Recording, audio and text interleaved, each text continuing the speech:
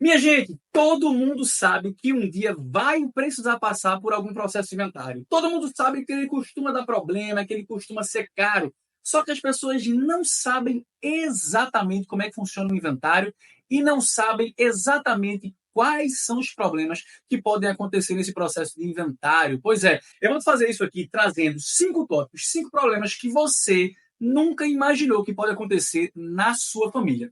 Pessoal, olha só. Juridicamente, eu já atuei em muitos processos de inventário. Eu já expliquei para muitos clientes, para várias dezenas de clientes, para centenas de pessoas, já dei aula sobre o que é um processo de inventário, para que ele serve. E é por isso que eu vou trazer aqui essas explicações em 5 tópicos de problemas que você nunca imaginou que podem acontecer em um processo de inventário.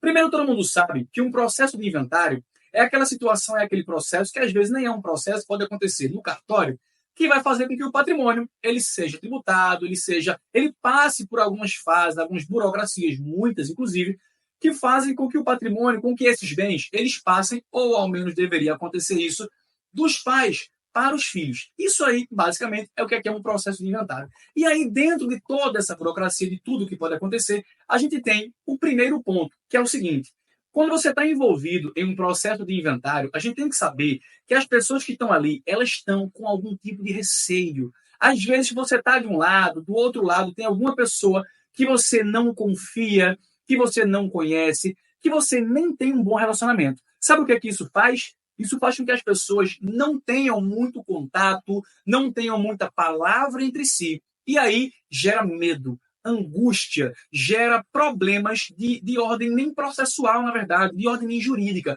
Fazem com que as pessoas fiquem travadas naquilo ali. Então, se a coisa ela fica travada por medo, por fato de as pessoas estarem com os nervos à flor da pele. Você já pensou que isso acontece em inventário? Pois é, as pessoas ficam com os nervos à flor da pele. E aí, quando chega alguma situação para você decidir alguma coisa, para você fazer um acordo, para você organizar uma partilha, por exemplo, uma divisão de bens, as pessoas ficam preocupadas de, eita, o que é que o outro lado viu que eu não vi? E aí a decisão, até a decisão mesmo, ela é muito demorada. Leva lá 1, 2, 3 semanas, 1, 2, 3, 6 meses, um ano, só para que as pessoas decidam o que é que vai acontecer com aqueles bens, porque elas estão com medo de dizer sim ou não, simplesmente porque os nervos estão à flor da pele. E aí o que é que o ser humano faz? Ele acaba colocando aquela decisão mais para frente. Um dia, uma semana, um mês, um ano. Por incrível que pareça, isso acontece demais nos processos de inventário. Outro ponto é o seguinte: pelo fato de ser um processo naturalmente muito demorado, mesmo que seja feito no cartório, existem muitos procedimentos para acontecer. O que é que acontece? Muitas vezes você, seu filho, sua família é obrigada a ficar interagindo, conversando com algumas pessoas que ele não queria nem sonhar que essas pessoas existem. E mais, não é só manter a conversa, não.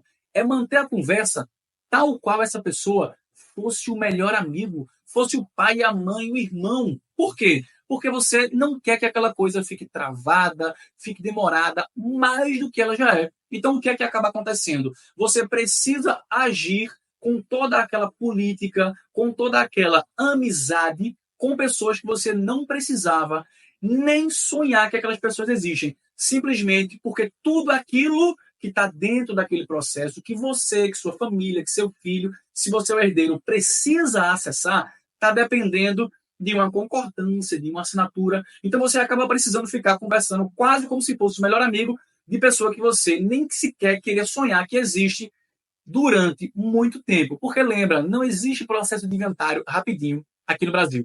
Outro ponto, você fica, ou pelo menos você pode ficar dependente de pessoas que você nunca imaginou que você ia ficar dependente. Exemplo, sabe aquela ex-esposa do seu irmão ou aquele ex-marido da sua irmã, que eles já se separaram faz alguns meses, alguns anos, mas ainda não formalizaram? Pois é. Para você poder finalizar um processo de inventário, essa pessoa vai ter que assinar isso aí muitas vezes. E aí, você nem tem contato mais, às vezes nem tem mais o celular, nem conversa mais com aquela pessoa. Muitas vezes, inclusive, até o relacionamento nem é mais bom. O que é que acontece? Você fica dependente daquela pessoa assinar aquilo ali só para você poder concluir o processo inventário. Ah, meu Deus, mas eu não tenho nada a ver com essa pessoa. Eu posso receber só a minha parte? Não, não pode. Porque o processo de inventário, ele precisa terminar como um todo para que você possa receber a sua parte. Ou seja, você não vai ficar nem susceptível à vontade. Você não vai nem ficar à mercê da vontade do seu irmão, da sua irmã, mas sim do ex-marido, da ex-esposa, do seu irmão, da sua irmã. Por incrível que pareça, é isso que acontece aqui no Brasil. Outro ponto muito interessante, o item 4 agora, é o seguinte. Pelo fato de o brasileiro ele ter seu patrimônio formado quase que totalmente, ou seja, majoritariamente em imóveis, e pelo fato de muitos, pessoal, por incrível que pareça, mais da metade dos imóveis do Brasil não são imóveis regulares. Muitas vezes, você até consegue terminar o processo de inventário, mas fica faltando alguma pendênciazinha de averbação lá no cartório de imóveis. Ou o cartório de imóveis ele fica pedindo ainda algum detalhe para ser averbado. E aí, ainda que você consiga terminar lá o processo de inventário, pagar o imposto, sair o formal de partilha, a sentença, tudo resolvido, ou então a escritura, às vezes você não consegue efetivamente receber aquele patrimônio, porque tem uma pendênciazinha de uma averbação ou outra que você nem tem mais o contato com aquela pessoa, nem tem mais o acesso àquele documento. E aí vira mais um processo para você poder regularizar aquela propriedade e depois poder receber o patrimônio. Pois é, pensa bem porque isso aí acontece muito, mas muito nos inventários aqui no Brasil. Outro ponto é o seguinte, um dos problemas que as pessoas não imaginam que acontece é o seguinte, quando você compra um imóvel e ele vai se valorizando no tempo, isso pode ser muito, mas muito ruim, essa valorização patrimonial. Sabe por quê? Porque quando você compra um imóvel há anos por um determinado valor e ele vai se valorizando no tempo, essa valorização patrimonial, ela também vai ser objeto de tributação do imposto de herança lá no inventário. Olha só, mesmo que o imóvel não seja vendido lá no inventário, o que é que acaba acontecendo então? Você paga o imposto tanto sobre o valor que você comprou, ou que o seu pai, que a sua mãe, que a sua família comprou aquele bem, como sobre o valor que ele se valorizou ao longo do tempo.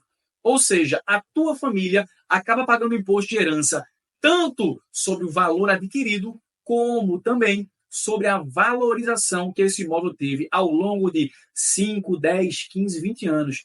Olha só, normalmente imóveis durante esse tempo acabam adquirindo uma valorização que duplica, triplica, às vezes multiplica até por 10. Então imagina, anos depois, você ter que pagar imposto sobre um valor patrimonial que aumentou, por exemplo, 10 vezes.